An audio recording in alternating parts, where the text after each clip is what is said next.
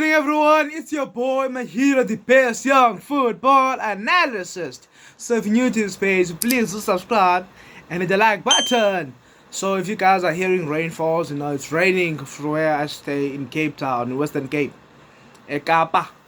It's raining, guys. It's pouring water. But that's not the business of the day. So the business of the day is, if I were a coach of Arsenal FC. I think it was pretty obvious, the fact that I'm wearing an Arsenal t-shirt. It was pretty obvious. So we all know that Arsenal last season almost won the league. They went through December, started new year on top of the table of the Premier League. But all of a sudden, they didn't win the league. They didn't win the league. They started losing form, started getting too much draws, and they lost. But they got the spot to the UEFA Champions League, and in the UEFA Champions League they got knocked out in the quarterfinals. Got knocked out by Bayern. They tried, but trying is not enough. You need to win. And Arsenal, when you look at them, they don't seem like a team that would win the Champions League. They don't seem like a team that can win the Champions League. Yes, they do seem like a team that can win the Premier League. Actually, they do seem like a team that can win their domestic trophies. But the Champions League, Club World Cup, they don't look like. Even to the Club World Cup, they're not participating for it because of not being consistent for the past few years. So I believe if I were coach Mikel Arteta, I would just need to bring in three players. I'll just need to bring in a left back, a central midfielder, and a striker. Just those three players, because thoroughly, if we're being honest, Arsenal have got stars, football stars, players who are very good. But now, what type of players does Arsenal needs? What type of players do they need? How will these players make an impact in the Arsenal team? Arsenal, they might win the league, they might not win the league, but the odds don't favor them. If Man City keeps on winning their games like this, Man City will surely win the league. And yeah, guys, again, our hearts, our souls will be left empty with no trophy. So yeah, it is what it is. But I believe if we can sign these players can make a huge impact. I want to start off with the philosophy of Arsenal. Not much. The philosophy of Arsenal. They play a 4-3-3 system. Very compact 4-3-3 system with a high press. They play with a high press. You look at the back four, a very ordinary formation with Ben White, Gabriel Saliba, Zinchenko, Kivio. They like to make an exchange, but then most times it's Kivio throughout the season. So they always put this back four at most times, and in the midfield they usually use Rice. At some point it was Rice, Odegaard, Havertz, and then it became Rice, Jorginho, Odegaard. So yeah, it's been this rotation. It's not recently it was Thomas Partey, Rice, Odegaard, and also the front three. Their best front three is Jesus, it's Martinelli, it's Saka. But last season, Trossard has surely stepped up this season to become a big player for Arsenal. But there are players that Arsenal don't play that Arsenal are supposed to be playing. The likes of Nketiah, the number 14 of Arsenal. You ask yourself questions on why Arsenal's not playing that young boy. Because at some point Arsenal were playing Martinelli, Trossard as a first nine and Asaka at right wing, knowing very well that Nketiah is on the sidelines, because Nketiah performed very well in the Champions League in the group stages. He performed very well. He did very well. Even every game you give Nketiah, he will perform at his best, but still they sideline him. Sometimes Jesus doesn't come to the party, but Nketiah always does. Not 100%, but he's always there for the team. I believe if Arsenal can start believing in this player, my coach Mikel Arteta, and start believing in Nketiah, because he's the future for Arsenal. It's not only the star boy Saka, it's not only Trossard, Martinelli, our own legend Odegaard, Rice. Come on, guys, Nketiah, we need to agree. Nketiah is a good player. Yes, he might not be better than Jesus, But I know Kenta at his best form, he's very good. He's very good, and I believe if he could get game time at Arsenal, surely he would be able to get a call up again for the English national squad. Yeah. So yeah, let's look into again the philosophy of Arsenal. So Arsenal, when playing this before, they play a high press formation in which you could see Ben White. Yes, Ben White has really improved into going forward in overlapping. You would see Zinchenko trying to overlap at most times, but let's remove Zinchenko since they usually use Kivio. And then you would see it's Kivio overlapping, but you don't see Kivio overlapping like very deep. You don't see much of that. Kivio, if we're being honest, I see Kivio more of a left center back than a left back. I don't know why he's playing a left back. That's one of the reasons why Arsenal should sign a left back and make Kivio their center back. Then they've got a backup trusted center back. Because look at Kivio, at some point he was out in the knockout stages of the Champions League. Coach even sub him off and put in Tomiyasu because Tomiyasu did very well than Kivio. So you see, what he does, it means he expects the opponents to come to him. Now imagine if you could have a dribbler, a good dribbler like Leroy Sané, a force player. You can't let Leroy Sané come to you. You need to press to a point that Leroy Sané drops. So yeah, now if you press Leroy Sané so much, you'll leave up space, which is understandable. Okay, I think I made wrong. He must stay. But now you cannot defend Leroy Sané. I don't understand the fact that, in England, there are a lot of fast wingers, right? There are a lot of fast wingers. You need to have good defensive fast fullbacks. If not fast, at least physical. Whereas Kivio is a left centre back, not a left back. He's been converted to play as a left back. He does very well, but he showed us in European football, in European competition, the likes of the Champions League, he's not that good. He's not that good against these big star players. He's not that good. Coach put in Tomiyasu, although Tomiyasu is a right back, he put him as a left back because he had no choice. Although I feel like he could have tried to put in Zinchenko. But again, Zinchenko is not good defensively. He's only good going forward. And going forward, he's very, very, very, very offensive and very dangerous going forward. Now, what I'm trying to say is Arsenal need a left back. A left back who's good defensively. A left back who got a little bit of physique into him, whether he's short or tall. A left back who's able maybe to intercept the ball from the back line. A left back who will cover up and overlap on the left hand side. A left back who's a full left back. Because Zinchenko is actually a wing back, if we're being honest. He's a wing back, looking at the way he plays. Not that good defensively, but at least he's trying. And surely as he grows up to and get some more experience, surely he will be good defensively. I believe Arsenal should play him more often. So in the midfield, they like to play Rice, Jorginho, and Odegaard. So now my problem is the central midfielder part in the midfield of Arsenal. Arsenal have got two good defensive midfielders. Actually, one of the best defensive midfielders in the Premier League. Declan Rice, Thomas Partey. Why do I say one of the best? The best defensive midfielder in the Premier League, we need to be honest, is Rodrigo. He's the best. Then comes Declan Rice. Declan Rice is not better than Rodri. And there are many things that I can count to say why Rodri is better than Declan Rice. But the video is not about Rodri and Rice. It's about Arsenal. If I were coach of Arsenal. So yeah, they've got Rice. So Rice is the ball collector, right? Arsenal like to play touches. They're a team that likes to play touches. They don't like playing long balls. They like moving the ball on the surface of the ground, right? Yeah, because they've got these creative players, the likes of Odegaard. Sometimes you would see Odegaard go on the right-hand side to go help out Ben White if he's there, since Saka likes to cut in. Trossard, who's been the most used left winger for Arsenal, he likes to also cut in, But Trossard, he can also use his left foot. That's what's special about him. And also, the first line has been used. Sometimes you would say Jesus getting in there. It's been an exchange. When Martinelli comes in, sometimes you see Trossard playing first line, and still he would do his best.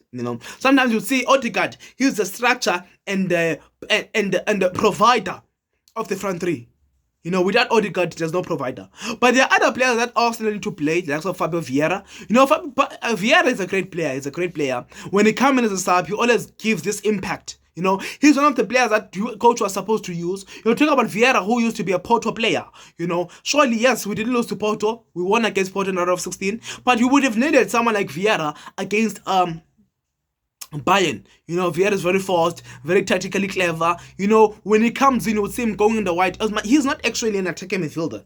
Although some people would label him as a attacking midfielder. He can also play as a left winger. You know, yeah, he always move around. You know, he uses his pace to his advantage. That's Vieira for you. You know, he's a ball carrier. When he carries the ball, he looks on taking on the man. Vieira is a good player coming in as a sub. You know, there's Smith Rowe. You know, all these type of players in the midfield, you know. But now, it comes to me to say, we need a central midfielder. What type of central midfielder? We need a central midfielder that has experience. A central midfielder that will be able to support Rodri when Rodri is going forward. Because if we're being honest, Jorginho is no longer the Jorginho we know. The Jorginho that won the Champions League with Chelsea is not the Jorginho. That's not the Jorginho we signed. We signed a dead Jorginho. But if we're being honest, Jorginho has grown. You know, he has tried to get his groove back at Arsenal. But I don't think it's the type of... Yes, he extended his contract. And yeah, I'm happy. But yes, it's nice to keep Jorginho because we need to have those central defensive midfielders. We do need a central midfielder because if we're being honest, we have only one central midfielder. We're just lucky that Odegaard is a central attacking midfielder. I talked about a central attacking midfielder. A central attacking midfielder is a player that can play as a central midfielder, which is position 8, and also a player as an attacking midfielder, which is a position 10. You know, which those players are not rare. They're not rare. Actually, it's usually rare to find someone who can only play as an attacking midfielder only. So we're lucky that we've got Odegaard. But we do need a central midfielder with much experience and a central midfielder that will be able to support Rodri. Because Odegaard doesn't support Rodri because Odegaard has got an offensive mind. Now, yes, this central midfielder I'm about to mention also has got offensive mind, but it's also good in maintaining balance for the team. Now you go to the forward line. They play again, as I've said, they play a 4-3-3 system, which means they play 3 forwards. More likely Saka, Trossard, and Martinelli. But at some point it's Saka, Jesus Martinelli. At some point it's Saka. Saka's always there. The star boy of Arsenal. Come on, man. The boy. You know, the star boy also for England. You know, star boy for England. I always say no one is competing with Saka in the right wing. You know, in the right wing. But okay, Cole Palmer has arrived. Saka, you won't. You better perform well. So yeah, Saka right wing. Jesus false 9. Then left wing Trossard. So a lot of exchange, a lot of changes. You know, sometimes it's Nelson there. So a lot of changes about rotating of players in the front three. So yeah, so now this type of player I want is a striker. You know, Arsenal do need a striker, a clinical striker, because Arsenal doesn't have a clinical striker. Yes, Kantia is Kantia. You know, Kantia is good. Kantia is good, but I don't think it's that clinical as this striker. Arsenal need a striker that won't, to a point that most of their chances they'll be converting them. Although this season they've been converting most of their chances. Sorry, I think they are the team with the most goals in the Premier League. You know, the team with the most goals in the Premier League. Yeah, they've been very offensive and very clinical in front of goal. They've been finishing off their goals. You know, every chance they get, they finish it. But now this striker built something in the Arsenal team. He can play as a tiger striker. He can play as a mobile striker. He's very clinical. He's a good dribbler. He's very fast. He has anything you need from a striker. He has everything you need from a striker.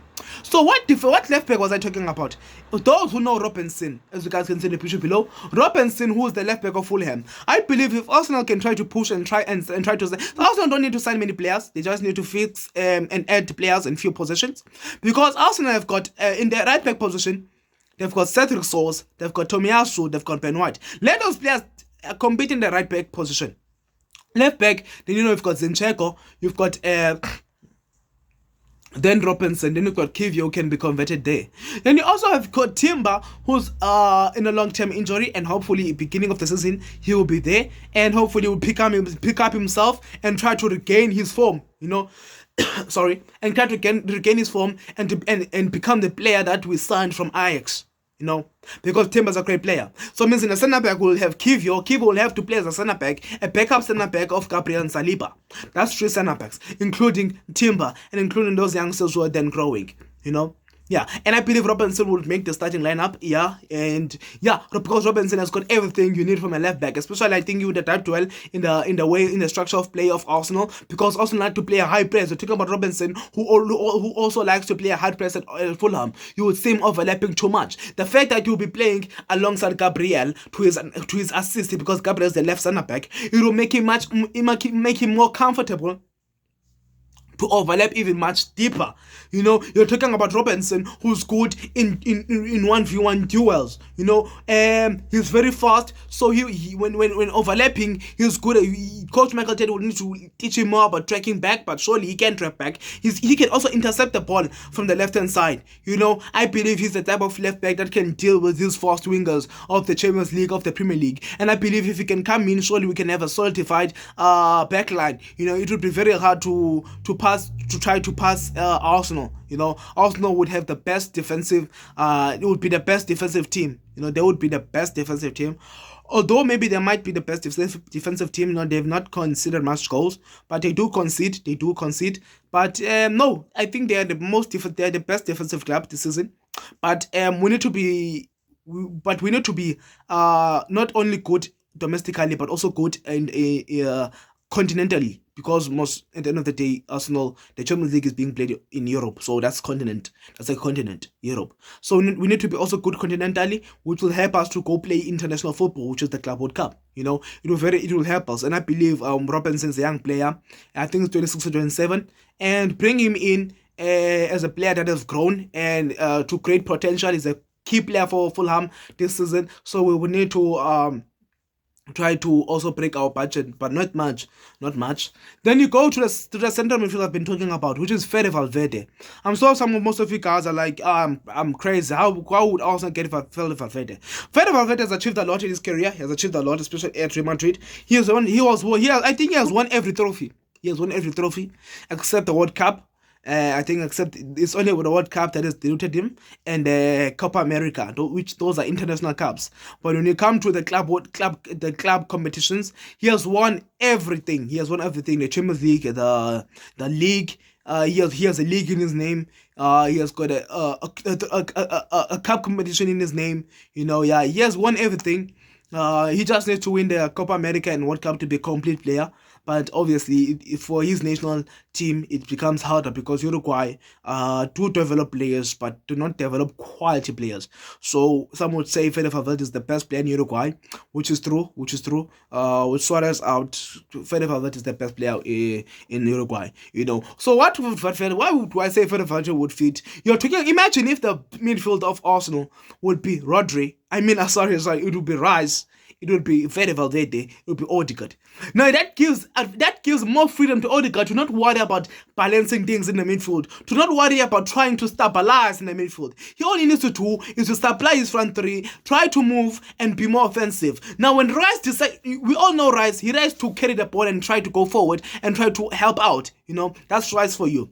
At Chelsea, there's this fantastic goal he scored because since he likes going forward.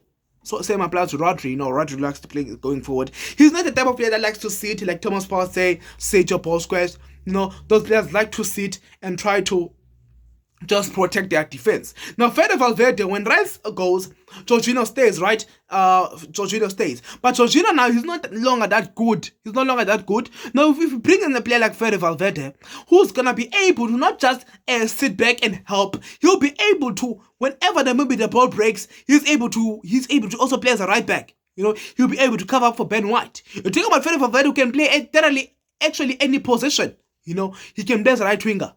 He can play I believe he can play as a false nine. He can play as an attacking midfielder. He can play as a central midfielder. He can play as a defensive midfielder. He can play as a right back. That's how good is Fede Valverde. That's how good. He's an explorer. He's an explorer. He can explore any position on the field. He can explore any position on the field. So he would be very advantageous for us. And he would do for us to break the bank the same way we did with Rice, you know, and try to sign this player. And I'm sure Fede Valverde would be happy to go to the Premier League, you know, yeah, and try to expand himself and learn more about football, you know, and learn more about actually competitive football, because the English Premier League is has the most competitive football. My friends always say there's only one team competing this season in the La Liga, which was Real Madrid. Although there was competition in football, like you look at the likes of Barcelona, I forgot what do they call it, the El Clasico. It was a very competitive game. Fede Valverde needed to lift up his socks and perform, and that's what he did. That's why I said Fede Valverde is better than Frankie de Jong, and he proved me right. And I believe Fede Valverde is the type of player we need to bring in. We need to bring in a player like Fede Valverde, and I believe a player like Fede Valverde would help us a lot. He would help us a lot, and I believe there's no other central midfielder. But Arsenal is also linked to Bruno Camires. They're also linked to Bruno Camires. I don't see a reason of signing Bruno Camires, because if you sign Bruno Camires, then that means you're playing with two defensive midfielders. You're playing with that means Arsenal would then play a 4-2-3-1 if they would sign Bruno Camires. But surely Newcastle wouldn't want to lose both Bruno Camires and Isak. Surely. And that comes to my point. Isak is the striker I was talking about. And I believe Arsenal, if they could sign Isak, I believe they could achieve a lot. I believe they could achieve a lot. And I believe Arsenal just need to sign these three players to try and compete for the Champions League and try and maybe even win it. I believe these players will play a huge part into helping Arsenal win the league. I don't think Arsenal will win the league, but I just hope Arsenal can do it, But you're seeing City fans, I mean Man City are on the other level, and I believe maybe only Tottenham can stop them, since Tottenham is very good when playing City at home, Yeah, but Isak, I've talked about him a lot, about his clinically, about him being fast, about him also being able to play as a target, also being compromising also to play as a target and as a mobile striker. And Arsenal are good at supplying their strikers, which would make Isak a very good player and probably be the top goal scorer in the Premier League, and be a top goal scorer in the Premier League. I would prefer Isak over Haaland if I had a team. I would prefer Isak over Haaland, and I'm sure more football fans would then know why would I prefer Isak over Haaland. You're talking about Haaland who's strong, very fast, play more of a target striker. You're talking about Isak who's very strong, very fast, plays a target striker and also a mobile striker. He's able to dribble past players. So Isak has got better abilities than Haaland, which technically makes him a better striker than Haaland. The problem is that Haaland is playing in a better team. I believe if Isak was also playing in Man City, he was gonna get these goals of Haaland. Or Isak was playing in Real Madrid, or if Isak can come to Arsenal, or Isak went to Chelsea, he was gonna get those goals, and being provided by Palmer. So I believe these three players would really develop Arsenal into becoming a greater team. Robinson, Fede Valverde, and Isak. Arsenal need to break their bank balance and try to it's highly rare. They are more likely to bring in Isak out of these three players. But this theory is if I were Arsenal coach. So if I were Arsenal coach, these are the three players that I would bring in.